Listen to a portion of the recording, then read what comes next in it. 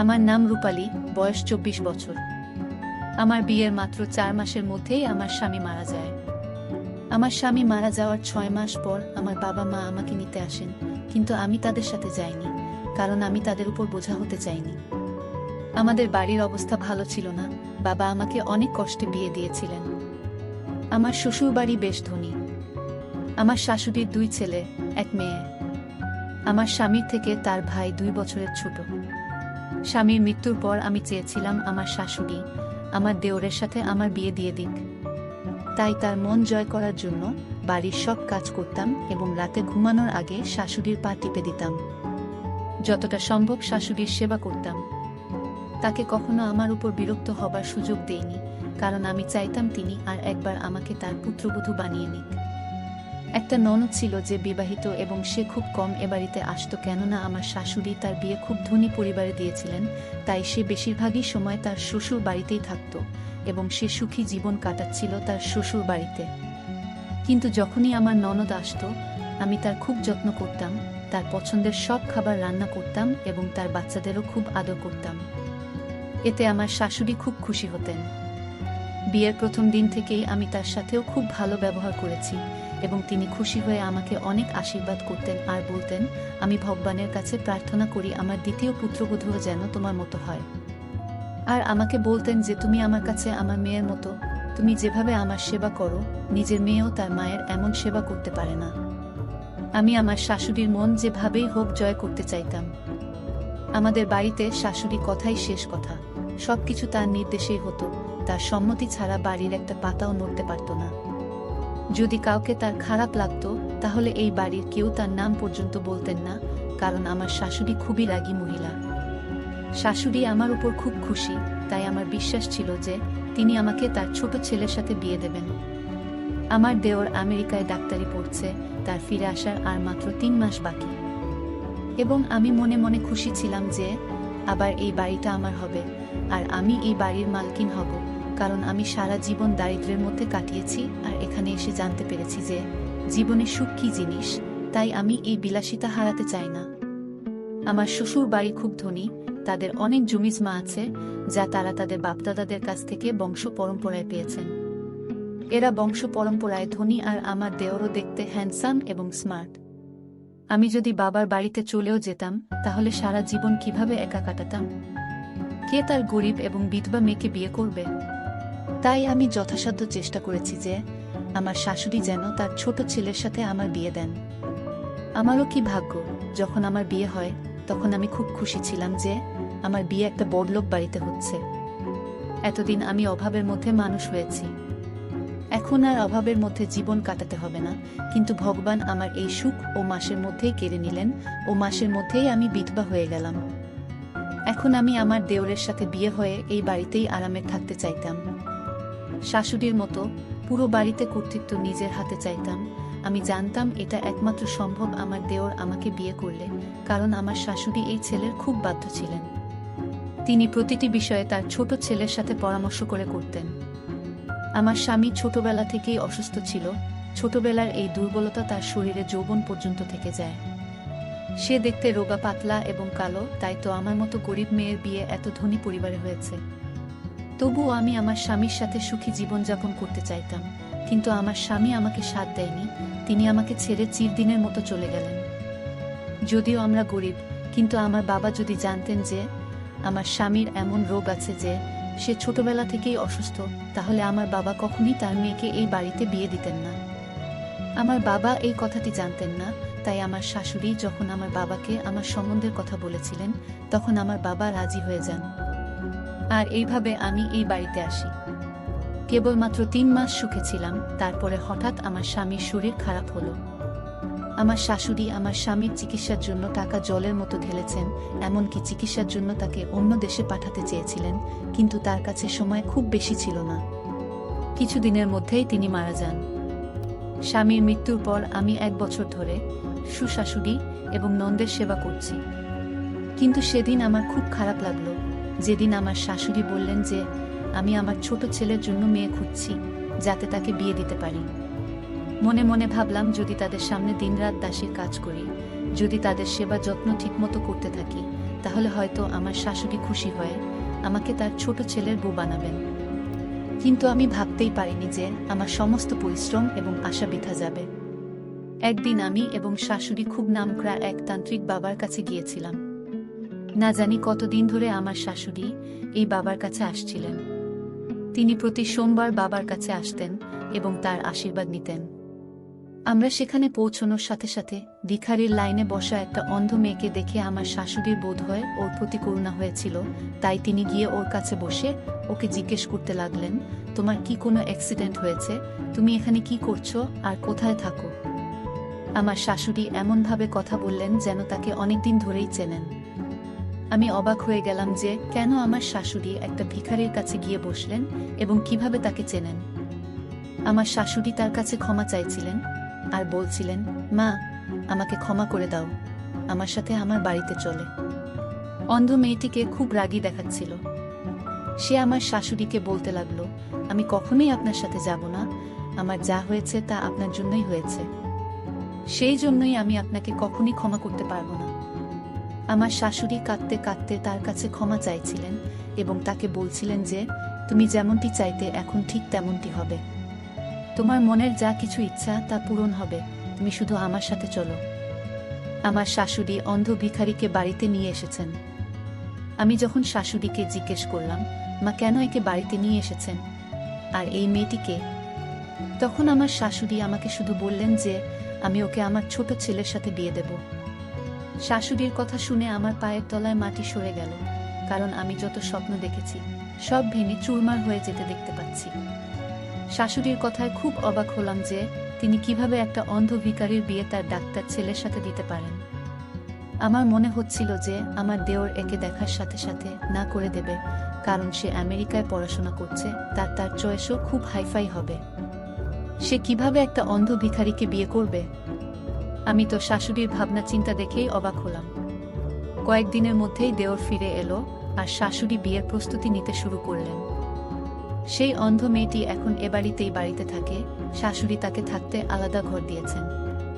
সে আমাদের সাথে খুব কমই কথা বলে, বেশিরভাগই সময় ঘরেই থাকত। শাশুড়ি তার ঘরে খাবার দিয়ে আসতেন।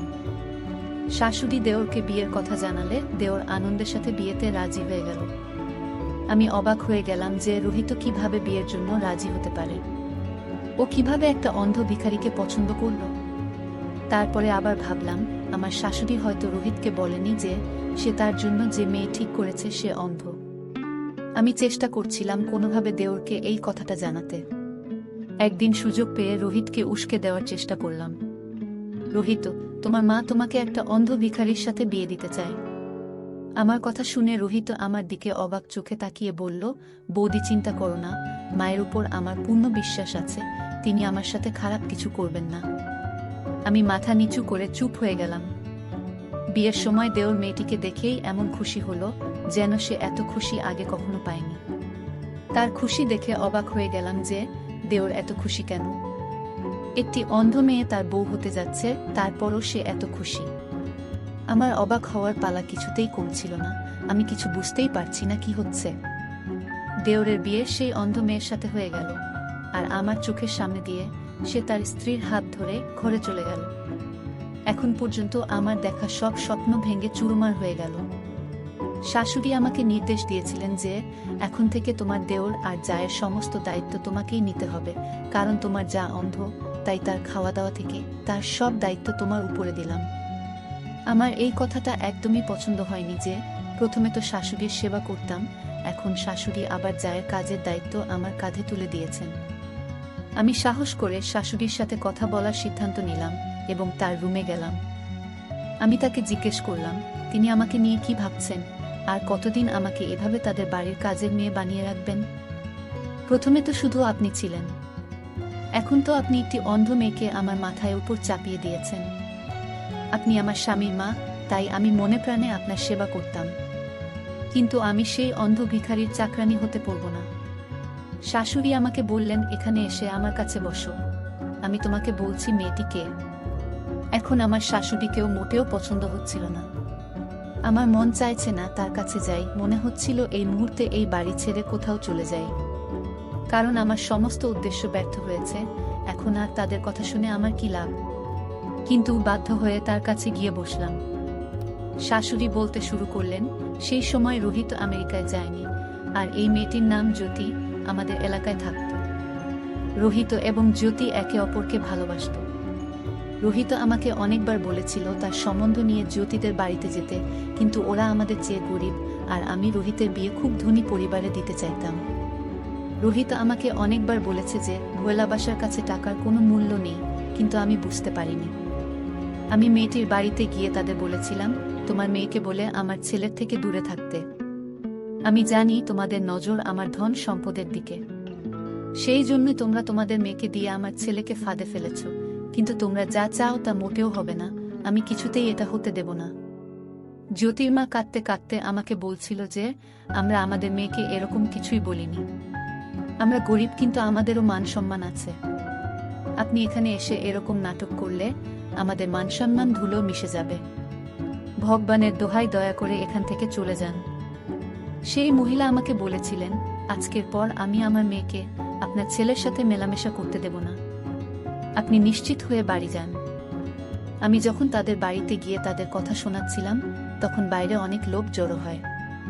আশেপাশের সবাই এই তামাশার কথা জানতে পেরে যায়। গরিব মেয়েটির মা লজ্জায় কাঁদছিলেন। আমি বাড়িতে ফিরে আসার পর রোহিত আমার সাথে মোটেও কথা বলছিল না। আমি তাকে খাবার খেতে ডাকলাম, কিন্তু সে খাবার খেতে চাইল না। রোহিতের এই অবস্থা আমি সহ্য করতে পারছিলাম না, কারণ আগে কখনো এমন হয়নি যে রোহিত আমার সাথে কথা বলেনি এবং আমার কোনো প্রশ্নের উত্তর দেয়নি। রোহিত খুব বাধ্য ছেলে ছিল, আমার একবার ডাকাতেই ছুটে আসত। আর এখন এসব হচ্ছে কারণ মেয়েটি তাকে ফোন করে সব বলে দিয়েছে যে আমি তাদের বাড়িতে গিয়ে পুরো পাড়ার সামনে তার বাবা মাকে অপমান করেছি। পরের দিন সকালে রোহিত যখন বাইরে যাচ্ছিল, আমি জিজ্ঞাসা করলাম, কোথায় যাচ্ছ? সে আমাকে বলল যে জ্যোতির সাথে দেখা করতে। আমি তাকে অনেক নিষেধ করলাম, তাকে বললাম যে আমি তাকে কখনো ওই গরিব বাড়ির মেয়ের সাথে বিয়ে দেব না। ওদের নজর শুধু আমাদের ধন সম্পদের দিকে, যা তুমি দেখতে পাচ্ছ না। আমার এসব কথা শুনেও রোহিত বাইরে চলে গেল। সে আমার কথার কোনো উত্তর দিল না। কিছুক্ষণ পর যখন সে ফিরে এল, তখন সে জোরে জোরে কাঁদছিল, আর রুমে গিয়ে সেখানে রাখা সবকিছু ভেঙে তছনছ করে দিল। মনে হচ্ছিল যেন ওর মাথায় পাগলামির ভূত চেপেছে। আমি ওর রুমের দরজায় ধাক্কা দিলাম, কিন্তু ও কোনো উত্তর না দিয়ে রুমের ভিতরেই থাকলো। সারাদিন খাবার খেলো না। আমি রোহিতের এই অবস্থা মোটেও সহ্য করতে পারছিলাম না, কারণ আমি তার মা। আমি তাকে নিজের জীবনের চেয়েও বেশি ভালোবাসতাম। বড় ছেলে আগে থেকেই অসুস্থ, কিন্তু আমি আমার এই ছেলেকেও হারাতে চাইনি।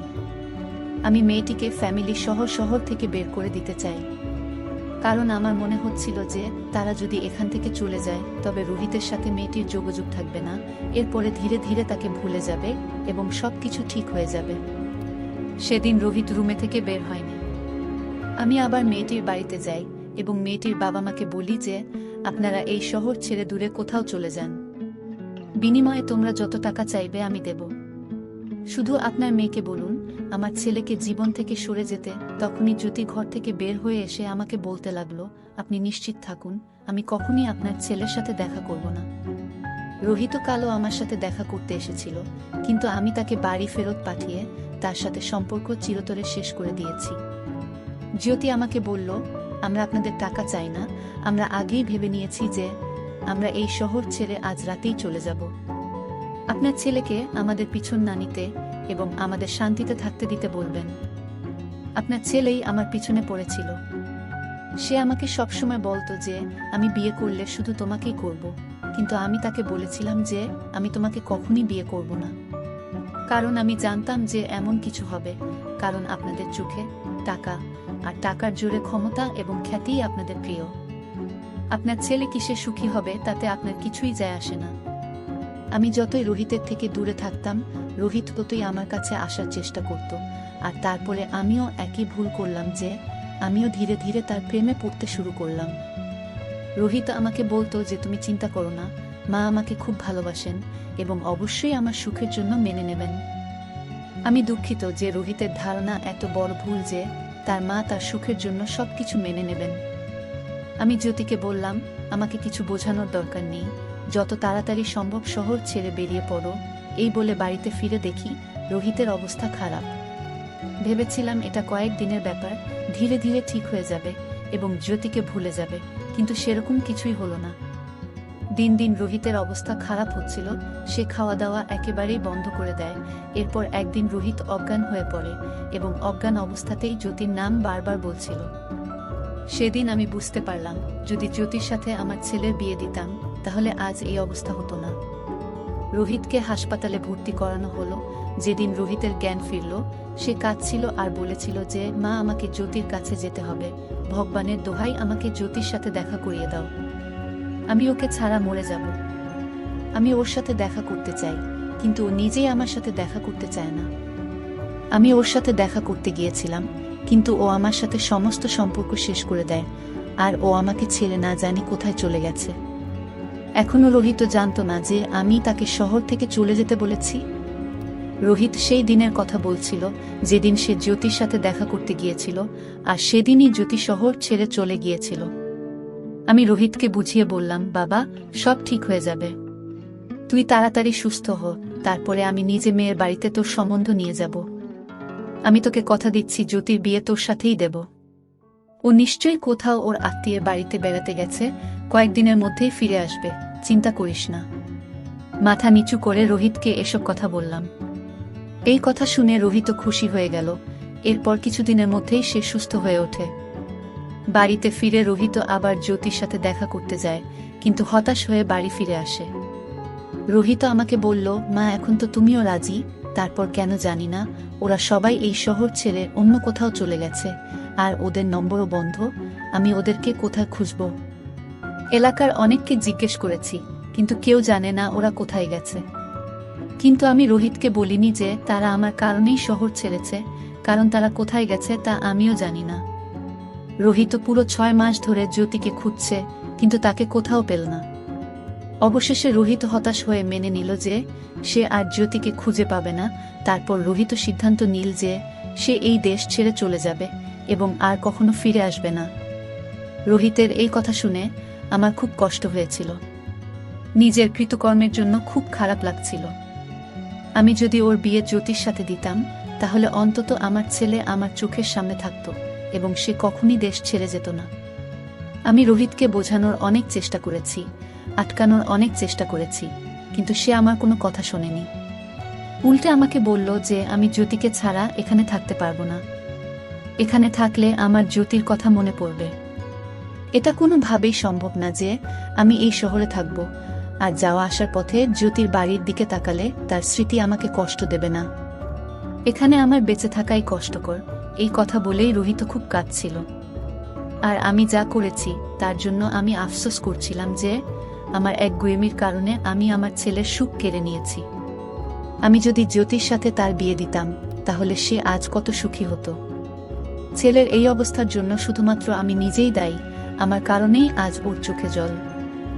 এরপর রোহিত আমেরিকায় চলে যায়, কিন্তু আমি জ্যোতিকে খুঁজতে থাকি।